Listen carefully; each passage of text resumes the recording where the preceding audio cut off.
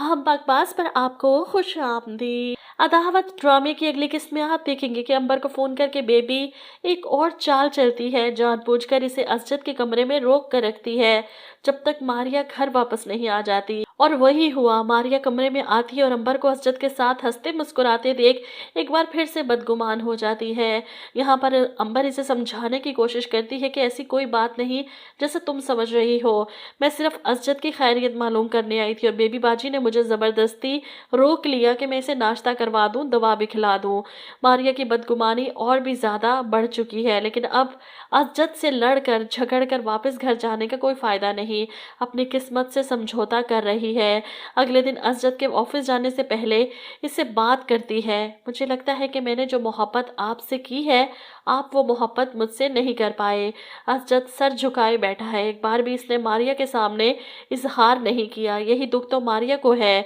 वहीं दूसरी तरफ ऑफिस जाकर भी परेशान है, अपनी सोचों में गुम, जब अंबर इसके पास आकर इससे बात करती है कि आप शोहर अपनी बीवियों से इतने नाखुश क्यों रहते हैं, वो इतनी कुर्बानियां देती हैं फिर भी आपको इनकी कदर नहीं। आप तो खुशकिस्मत हैं कि आपको मारिया जैसी वफादार और प्यार करने वाली बीवी मिली। जिस पर असजद इसके सामने कहता है, कौन कह सकता है कि मैं खुशकिस्मत नहीं हूँ, वरना किस्मत ने जो धचका मुझे दिया था इसके बाद मुझे नहीं लगता था कि ज़िंदगी मुझे दूसरा मौका देगी। वो अंबर को देखकर तंज करता है।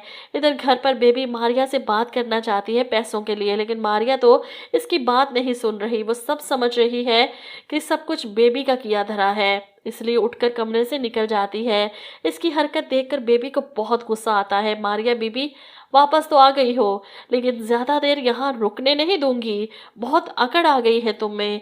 वो इसके पीछे जाती है और इसे रोक कर कहती है, अभी के अभी मुझे 5 लाख रुपए चाहिए, जहाँ से मर्जी अरेंज करके दो, चाहे असजद से मांगो चाहे अपने भाई से।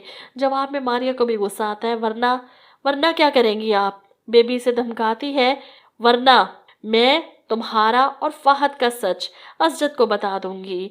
इनकी धमकी सुनकर मारिया गुस्से से कहती है, चलो ठीक है, आप असजद को अभी जाकर सब बता दें, और आपकी एक बात बताने से मेरी ज़िंदगी में कोई और तूफान आता है तो वो आ जाए। मारिया की हिम्मत देखकर बेबी डर जाती है, वो तो मारिया के खौफ से फ़ायदा उठा रही थी, यहाँ तो मारिया ही निडर हो गई।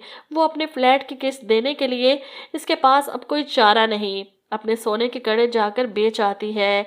इधर आप देखेंगे कि अरीबा बहुत बुरी फंसी। रेहान इससे फहद के बारे में पूछता है तो वो साफ मुकर जाती है, ऐसी कोई बात नहीं, वैसे भी दूसरों को बेवकूफ़ बनाना इसे अच्छे से आता है। लेकिन इस बार रेहान का शक इसे अरीबा पर यकीन करने से रोक रहा है।